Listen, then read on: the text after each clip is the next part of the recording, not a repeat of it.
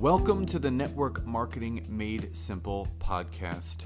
I am your host, Scott Aaron, and each and every week I'm going to come to you with short, simple, and powerful tactics of how you can grow your network marketing business, brand, bank account, and impact on those around you. And just remember, network marketing is not easy, but it can be made easy with simple steps to create the success that you truly deserve.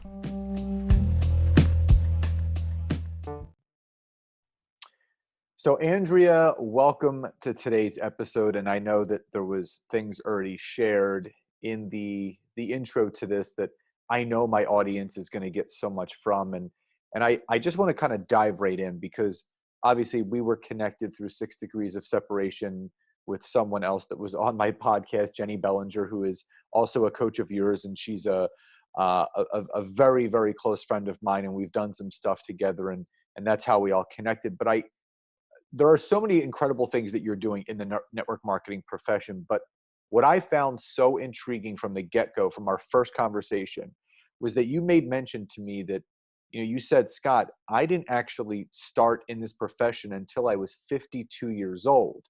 And I should correct myself and say 52 years young. So let's start right there because there's so many listeners here that all different ages. We have millennials on here. We have people that are my age and in their 40s and your age, 50s. And then there's people that are in their 60s and above.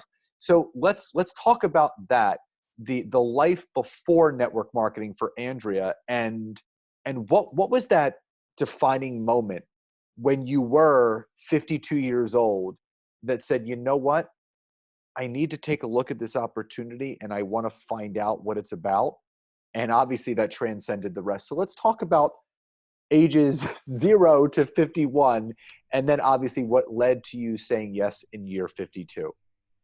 Thank you, Scott. And thank you so much for having me on here. I'm very excited. And so thank you for the opportunity to share my story. So my story is that when I was 17, I went to court reporting school out of high school. I didn't go to college. I was great in languages. I was great in anything that had to do with reading, anything like that. But math and science wasn't really my strong point. So my dad decided to send me to, he was a college dean and he recommended that I go to court reporting school. So I did. And at 17, I went. It was a perfect fit for me. And I passed my state boards when I was 20 and went off and running. And so I was a court reporter from the time that I was 20 until I was 52 and was looking at this opportunity. I never thought I'd do anything else. I was self-employed. I made a lot of money. I loved it. I learned things all the time from my expert witnesses. I loved my profession. And the only downfall was that I was self-employed. And when I was younger, it wasn't such a big deal, but as healthcare started to skyrocket for self-employed people, as taxes started to skyrocket, and then I married a man who was self-employed. And so every February, when we got our new healthcare hike in our rates, we'd look at each other and say, you really should get a job with benefits. And the other one would say, you really should. And so we never did. And we always made a lot of money, but just ended up getting by, just kind of breaking even, no matter how hard we worked. And I didn't really think about it because I had endless energy. I could work 60 hours a week and so could he. And when I got to be in my early 50s, something changed. And my stamina changed and my tolerance changed. And I knew something was coming, but I was a little scared because I thought this is the only thing I know how to do. And this makes a lot of money, but if you don't have a college degree, where do you start over after that? And people had offered me different opportunities, and it never even occurred to me to be anything more than a supportive friend. Love to support you, buy your product, host an event for you, whatever, but I never thought of it as anything for me. I'm basically, it's not that I'm shy, but I'm not I didn't think I was comfortable approaching people. I have a job where I caught stories. I didn't tell stories. Um, but my father passed away when I was 52. And I realized that he had provided for so many children, not only his own college educations. My mother was completely, paid for and well cared for. She could live to be 150. They had planned so well. And I wasn't in a position to pay for my child's college or to buy her a home or to pay for her wedding. And she was kind of looking at us at the time like, the two of you have a plan for retirement that isn't me, right? And we're like, not exactly. And I really, really, really did not want to count on the inheritance of a parent passing away to be okay. I wanted to be able to create the same legacy for my family that my parents had done. And if they wanted to spend their money any way they wanted, that was fine. And so right about that time, my husband and I had finished reading Think and Grow Rich and realized that, it was very similar to the philosophy that was very strong in our family, which was the 12 steps of AA, of taking responsibility for yourself and learning from others and masterminding. And when my father passed away, I went and saw my Weight Watcher leader, and she was starting this new thing. And she said, would you like to learn more? And I said, is it direct sales? She said, yes. I said, no. But my husband said, sweetie, it's really hard to change your life if you say no to opportunity. You love mentoring people, which I had done in the recovery world. I was well mentored in my program, and I loved helping other people learn how to be free of being in addictive households and to have the self-esteem to make better choices.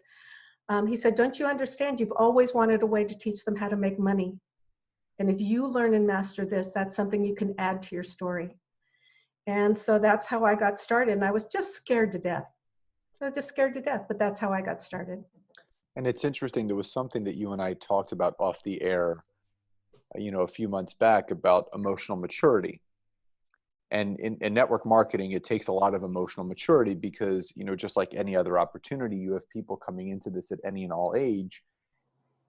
But I think the other thing is I have a lot of friends, a lot of clients, ex-clients that come from a recovery background, and it's nothing but positive. And I believe that therapy in all different shapes and sizes, whether it's going to a therapist, like I've been going to a therapist off and on for the last 8 or 9 years, or going to AA meetings or Al-Anon or whatever people are doing, because you learn, and this is the most important thing.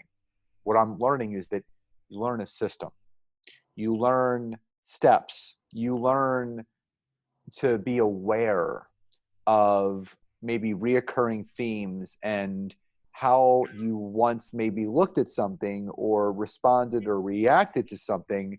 Is that going to serve you in the best way possible?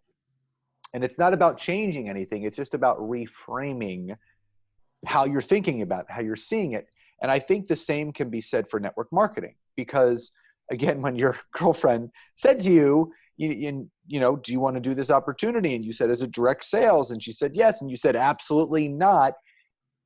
That had to do with an emotional connection to what you thought something was. Just like if someone's never been to a therapist, if someone's never been to AA or Al-Anon, they think, oh, that's where you're laying on this couch and you're just sobbing the whole time. And, AA, you think, but you don't know until you're on the inside of that. So I think the same thing can be described as when people really don't know about network marketing. They say it's a pyramid. They say it's a Ponzi. They say it's illegal, all this stuff.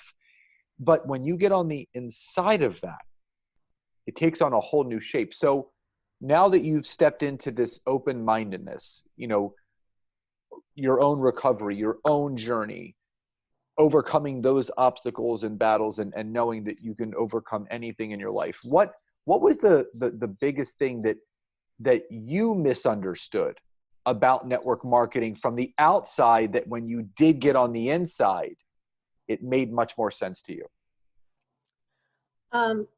Probably what an empowering way of working this is.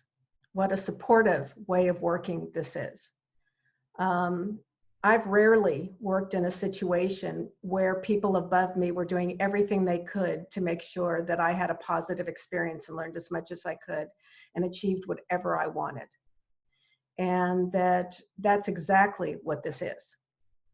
You know, and I was very fortunate in that the woman who recruited me was somebody who focused on the business of this and learned the business side of this profession, and always led with the business and always taught me how to lead with the business. She's a top leader in our company and an amazing mentor.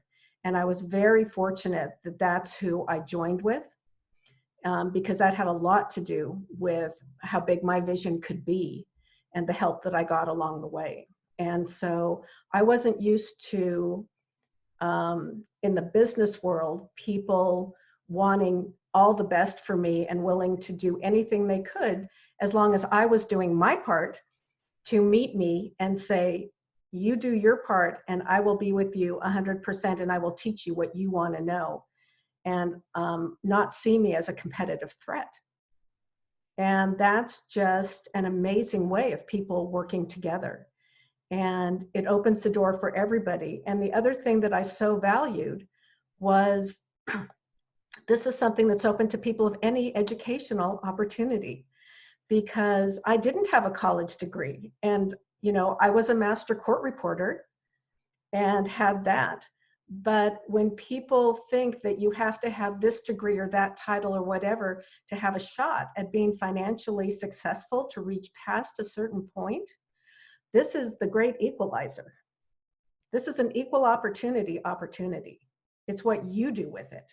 So I've got on my team not only single mothers, you know, that never had a chance to go past high school, and I've also got orthopedic surgeons. And I can tell you, whoever's hungrier does better, because this isn't easy. You know, it's something that can challenge you. It's not a difficult thing to learn. It's a difficult thing to overcome all of your fears over. You know, how are people going to perceive you? What are they going to think? You know, it's between your ears that is the difficult place in this profession. And every time you can push past that and tell somebody the truth, tell the person that's sponsoring you the truth, that you're afraid and it gives you anxiety, and let them walk you through it, and you realize you didn't die from it, and all of a sudden you're stronger to do the next thing that you're afraid of. You get stronger not only in your business but as a person. And so the personal growth of this on who you know, it's sort of like this Wonder Woman thing, that you realize, oh my God, how many years did I spend being afraid of and why am I afraid of anything? And what would my life look like if I was not afraid? You know, they say that it's a personal development journey with a compensation plan attached to it. The more that you become personally developed, the more compensated you are. But there was something that you said a few minutes ago that was really interesting. And, you know, those that are hungrier end up achieving the most. And I think something that I always live by is actions will always speak louder than words. You know, people and your word, you know, your words are your law. You know, if you're saying one thing but you're doing something else and they're not matching energetically, you're never going to get to where you want to be. And just like you mentioned, every single person has the same equal opportunity when they say yes to whatever network marketing company they're choosing to join to become successful. It's about the work that you put in. And something that we've also talked about is, you know, the work ethic that people need to have. You have to treat this like a business. And in all transparency and honesty, the phrase side hustle is starting to get to me, because I feel like that's another way for people to use their lack of success and their lack of discipline and their lack of habitual activities for why they're not successful. Oh, Andrea, it's just my side hustle. So basically, I'm not taking it that seriously, but I'm looking to make some money with it. Meanwhile, they're telling you, I want to replace my income. And here's the thing. In network marketing, it's not a 9 to 5. There is no time clock. You're not punching in and punching out. Network marketing is a pocket of your time business, meaning you fit this in. You fit this in when you have the time to do it. Whatever you put in is what you're going to get out. So if you put in minimal effort, you're going to get minimum output. But if you put in maximum effort, you're going to get maximum output. So let's diffuse the whole side hustle thing, and let's just break this down in very simple terms for people. You're either doing the business or you're not. And in the multiple years that you've been in this business, being a top leader in the profession, when you get serious about building a network marketing business, things change. So let me ask you personally, when you started realizing that this is a real legitimate opportunity for me, what was one of the first things that you did that forked that stake in the ground that you said, that's it, I'm doing this, no ifs, ands, or buts, I'm taking this seriously? So what did that seriousness, in air quotes, look like for you that may help someone get inspired to take it as seriously as you did and as you still are? I decided to set hours of operation. I decided that I would use Monday through Friday and create a work day the way that I did when I was a court reporter, because I was self-employed there too. If I didn't get my transcripts out on time, I didn't have a job. I got to pick the jobs I went to, but once I went to the job, I had to produce. And so I was used to a certain amount of time in front of my computer at home, where you sit down and you get your work done. And so I took a calendar and I found the time that was my highest energy point of the day. And that was going to be the time I did the things that were hardest for me. So I gave myself my morning time for my prayer and meditation, my writing, my exercise, my time with, getting everybody lunch, whatever. But then I sat down at 10 o'clock and I did my computer time, my reaching out to my customers, my setting up my appointments, my follow-ups with people, my social media time. And then from 12 to 4 was when I met people for coffee, for my one-to-ones, whatever. And then evenings were when I would go to things that my team might need or events a couple nights a week. Because what I found is if I started off my day talking to people, I'd be tired by 2, I'd come home, I wouldn't have energy to do the things that I should be doing. I'll do it tomorrow. That never works. All you do is end up going to bed feeling defeated and not as good as you could have if you had actually taken it. So for me, I tell my team, what is the highest energy time of day for you? And put, at least a half hour of that time into your business, because you can do so much in that small period of time. This is not necessarily a business that takes a lot of time, but it does take daily action to build momentum. And that's momentum is what changes your business. And also deciding that you can. I've had people say, how did you do this? How did you start to get success? And it's like, this was not an option. My why was that I have an only child that if we don't have a retirement for, we're going to be coming to in her 40s saying, I'm so sorry you had to pay our bills. And every time I wanted to quit, every time I got disappointed, every time I thought this is just too hard, I thought, what am I going to say to this person? I'm sorry, making a phone call was too hard. We're really sorry to place this whole financial burden on you. I wasn't ever going to do that to her.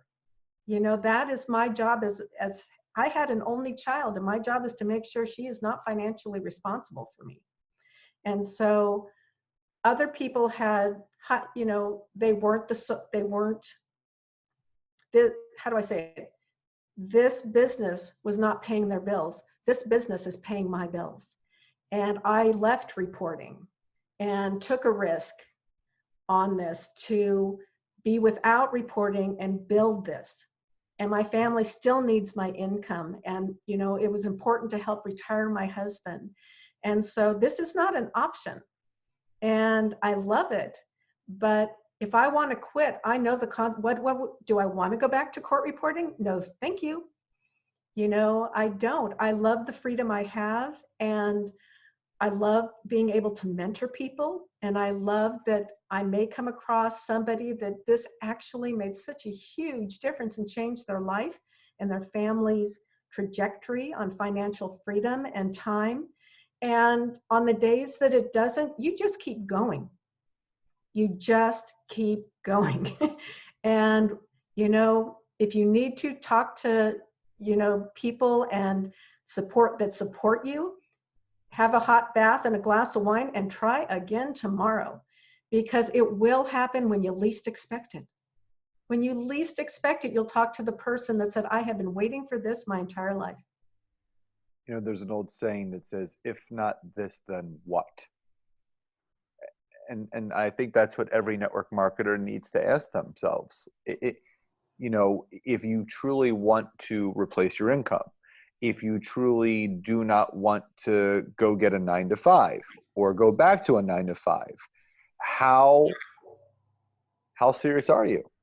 What are you willing to do? What time are you willing to sacrifice now to get back later? And that's the thing, life is not promised, tomorrow is not promised. You hear all those cliches. And again, I think at some point everyone always thinks about mortality, whether it's their own or someone else's, but you have to be present in each and every day, and in how you show up, not for all those around you, but how are you showing up for yourself? Because at the end of the day, it's not about the products that you're selling. It's not about the compensation plan. It's not about the company or the events or the tools or the trainings.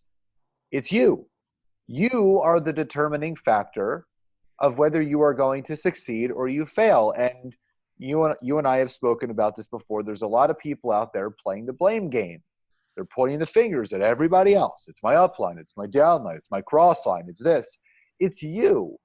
And I think that any network marketing professional, when they've been faced with their own network marketing mortality, where it's either going to fail or succeed, they've turned the mirror around and they said, you know what? Where else? Where else am I going to get an opportunity like this, where I can create as much income as possible? I have to spend a few $100s a month to keep the doors to my business open. I can build it wherever I have Wi-Fi. I'm actually making a difference in people's lives personally and financially. Where else can I do that? Where the companies you partner with, they give you a website. They have their own customer service line. You don't have to bother with anybody. They ship the products for you. And Nancy, a few months back, Nancy said something really interesting. And she goes, I read something somewhere. She goes, imagine if network marketers actually treated this business like they had a garage full of products that were about to expire, and you had to unload all of them. How different would you be treating this business? So let me ask you, how important is it if someone is going to tell themselves and tell people around them, I'm a network marketing professional? How important is it for those actions each day to match what you're telling people on the outside of those actions? Without the actions, it will not happen. It won't. And if it's, I always meet people where they're at. This can be, shoe money, this can be trip money, this can be whatever you want. But if you do want this to be what gets you out of your job, if you do want this to be your income, your freedom income, it takes time, it takes effort, it takes support, it takes all of the things that you would give anything. Just like a real job. No job promotes you for doing nothing. No job promotes you for saying, hey, just show up for work every 3 or 4 days.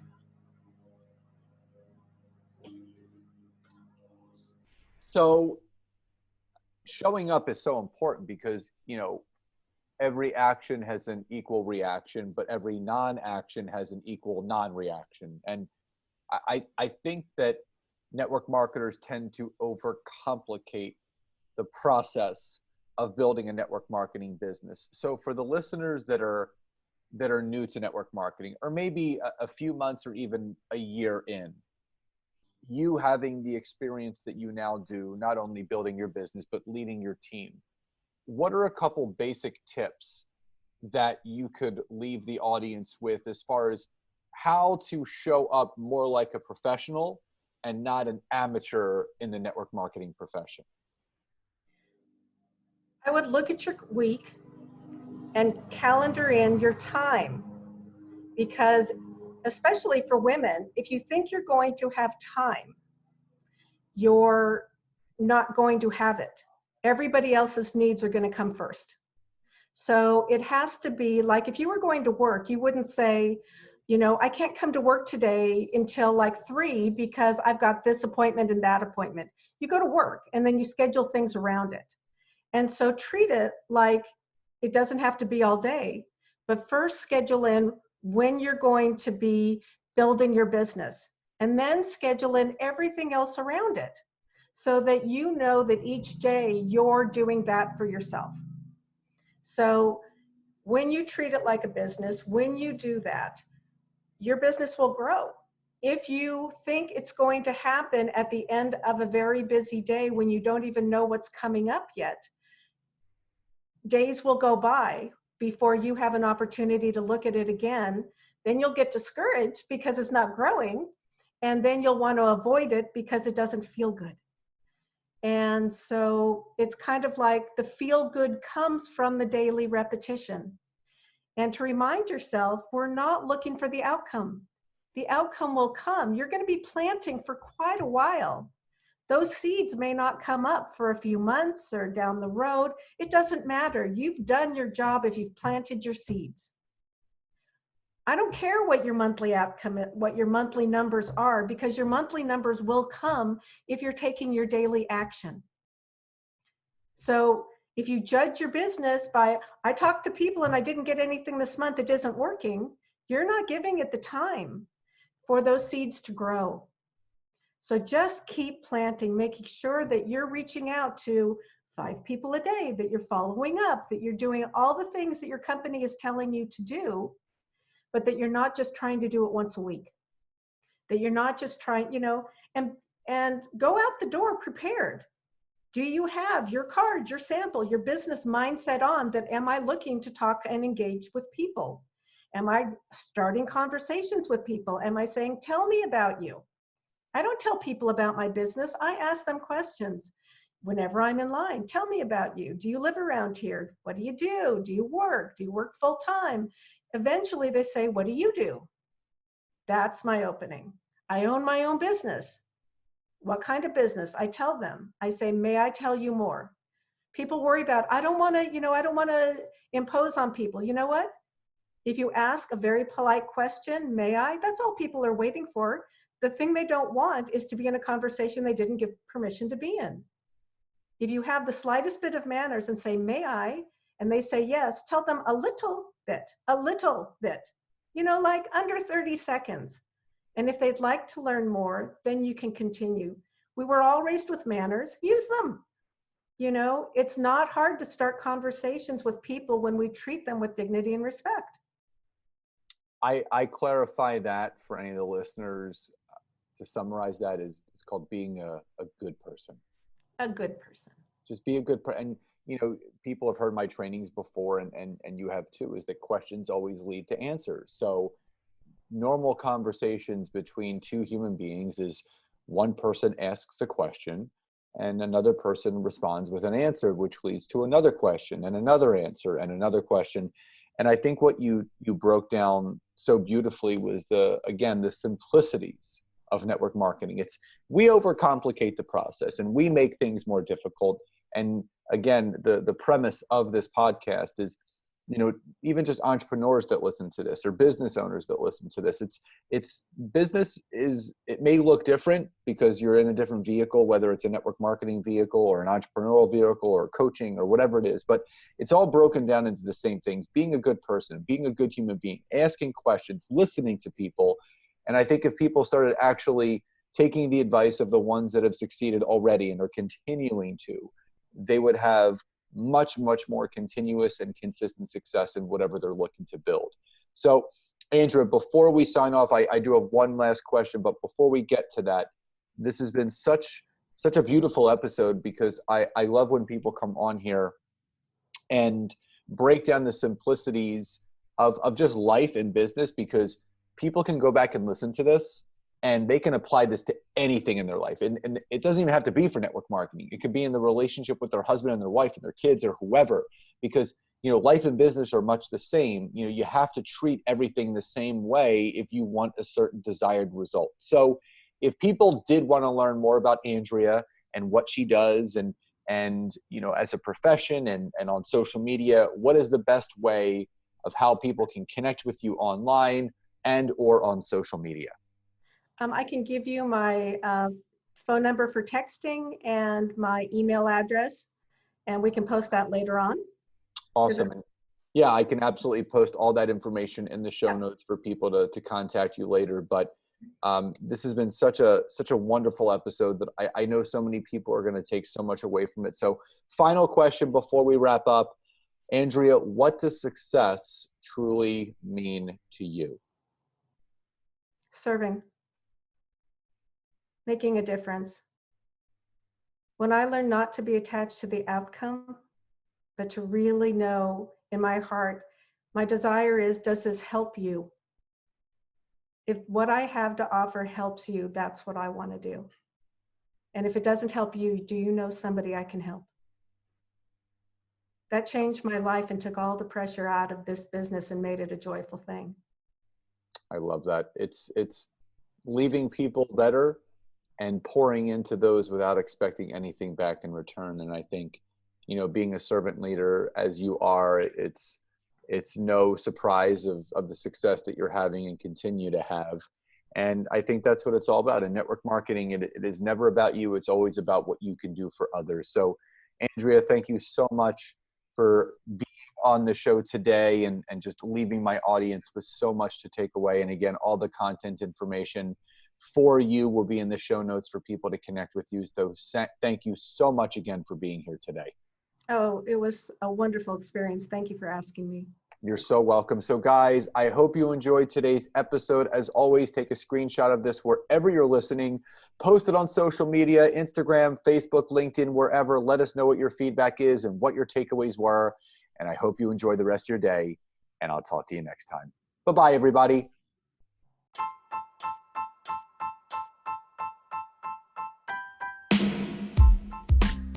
Thank you again so much for checking out this week's episode. And if you can, head over to iTunes, search for Network Marketing Made Simple, leave me a 5-star rating, basic review. I would be grateful for all of the support you guys can give me.